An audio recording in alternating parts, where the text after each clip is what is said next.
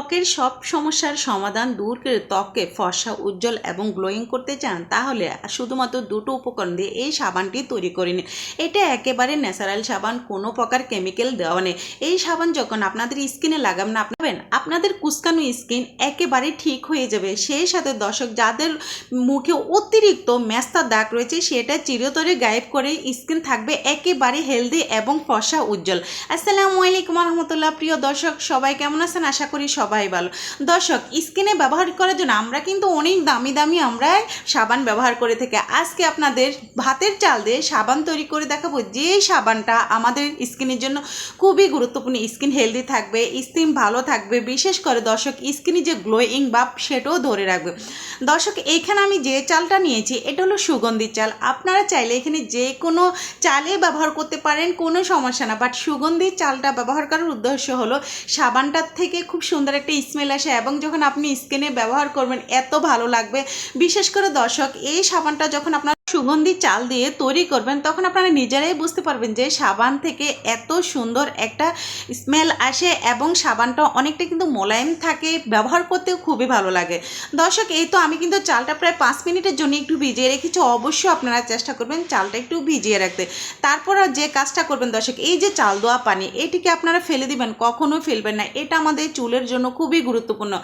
1 চামচ চা পাতা দিয়ে যদি এই চাল ধোয়া পানিটা সিদ্ধ করে আপনাদের চুলে লাগান, আপনাদের চুল কিন্তু একেবারে পড়া বন্ধ হয়ে যাবে। যাই হোক দর্শক, এদিকে চালটা ধুয়ে তারপর আমি যে কাজটা করতেছি, এটা আমি খুব সুন্দর করে এটাকে চতুর্দিকে মেলে দিয়েছি, কেননা এটা যাতে একেবারে শুকিয়ে যায়। দর্শক, চালটা কোনো প্রকার হালকাও শুকানো যাবে না, এটা একেবারে ঝরঝরা ভাব হতে হবে।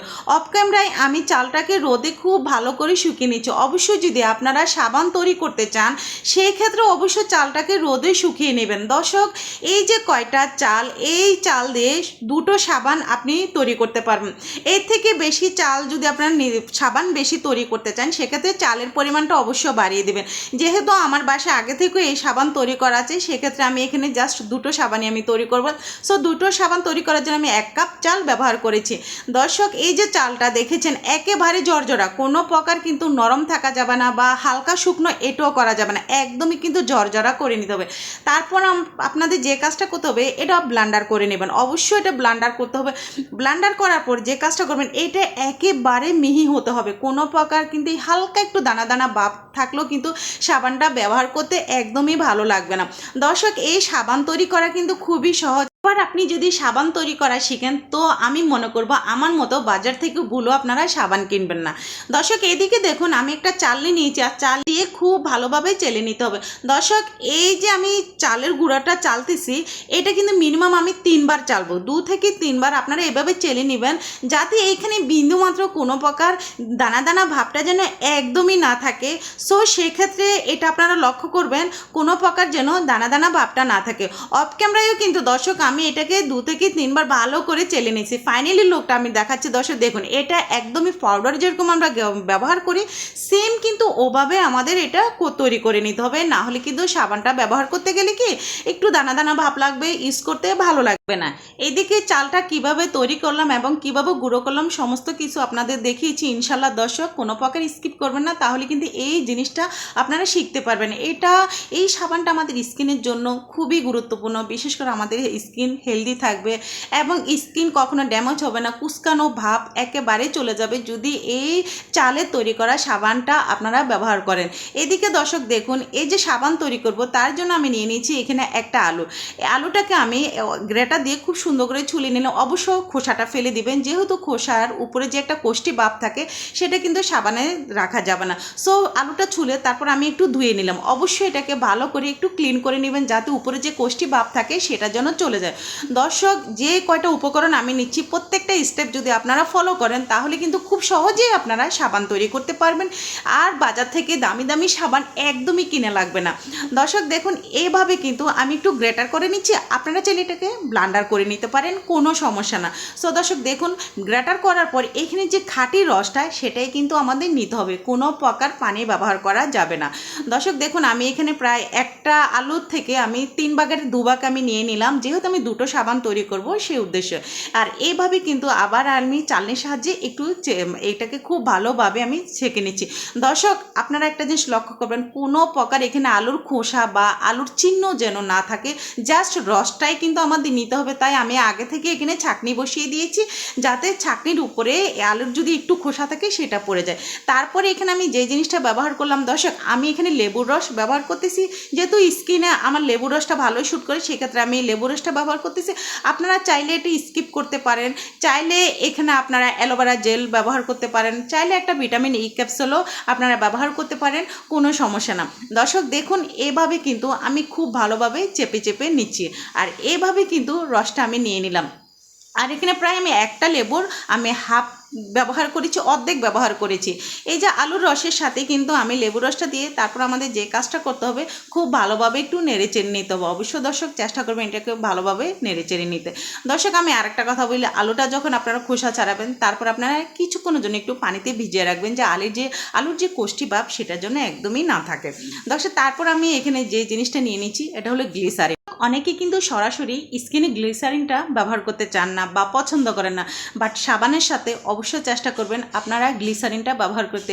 তাহলে কি এই গ্লিসারিন কিন্তু আমাদের স্কিনে যাচ্ছে এবং আমাদের স্কিন সফট থাকে, নরম থাকে, মোলায়েম থাকে। দর্শক এই যে গ্লিসারিনটা প্রায় আমি হাফ চামচ এখানে গ্লিসারিন ব্যবহার করেছি, কেননা আমি দুটো সাবান তৈরি করব, সেক্ষেত্রে আমি হাফ চামচ আমি গ্লিসারিন ব্যবহার করেছি। আপনারা যদি এর থেকে বেশি সাবান তৈরি করতে চান একসাথে, তাহলে অবশ্যই গ্লিসারিন পরিমাণটা আপনারা বাড়িয়ে দিবেন এবং আলুর রসের পরিমাণটাও আপনারা বাড়িয়ে দিতে চেষ্টা করবেন।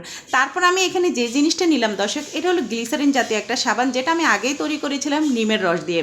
দর্শক নিম পাতার সাবান তৈরি করা খুবই সহজ, আর এটা আমাদের স্কিনের জন্য খুবই গুরুত্বপূর্ণ। বিশেষ করে যাদের শরীরে অতি মাত্রায় চুলকানি থাকে তারা কিন্তু এই যে নিমের সাবান এটা ব্যবহার করবেন, এটা খুবই উপকারী। এই যে আমি এখান থেকে দর্শক অল্প একটু আমি এই গ্লিসারিন জাতীয় সাবানটা তৈরি নিয়ে নিলাম। আপনারা চাইলে এখানে যে কোনো সাবান নিতে পারেন, বাট অবশ্যই সাবানটার জন্য এরকমই গ্লিসারিন হয়, তাহলে এটা তৈরি করা খুবই হবে। দর্শক দেখুন আমি একটা সাবানের আমি অর্ধেক নিয়েছি, এর থেকে বেশি আমার একদমই দরকার নেই। সো একটা সাবান তৈরি করার জন্য এখানে শুধুমাত্র 3টা জিনিসই আমাদের লেগেছে। সো এই 3টা জিনিস দিয়ে আমি আজকে আপনাদের দেখাবো কীভাবে খুব সবথেকে সহজ পদ্ধতিতে সাবান তৈরি করা যায়। এই সাবান তৈরিটা যখন আপনারা একবার দেখবেন দর্শক, বিশ্বাস করেন আপনারা কিন্তু আর বাজার থেকে কোনো সাবান আনবেন না।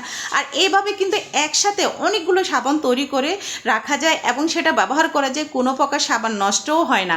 দর্শক দেখুন এদিকে কিন্তু আমি চুলে একটা পাতিল তুলে দিছি, আর আমি এখানে সিলভার পাতিলটাই ব্যবহার করলাম, আর অবশ্যই এখানে কোনো প্রকার পানি ব্যবহার করিনি। একদমই লো হিটে আমি আগে গ্লিসারিন যে সাবান সেটাকে একটু গলিয়ে নিলাম। অবশ্যই আপনারা চেষ্টা করবেন এটাকে গলিয়ে নিতে খুব ভালো করে, আর এটা গলানো কিন্তু খুবই সহজ, কোনো প্রকার হাই হিট করবে না, তাহলে এই যে গ্লিসারিন সাবান এটা পুড়ে যাবে, প্রকৃত সাবানের যে কালার সেটা কিন্তু একদমই আসবে না। সো দর্শক আপনারা দেখুন আমার চুলার হিটটা কিন্তু একেবারে দেখা যাচ্ছে না।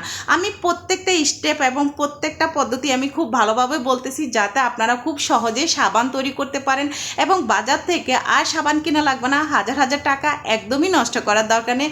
আপনাদের স্কিনও হেলদি থাকবে এবং আপনাদের টাকাও বেঁচে যাবে।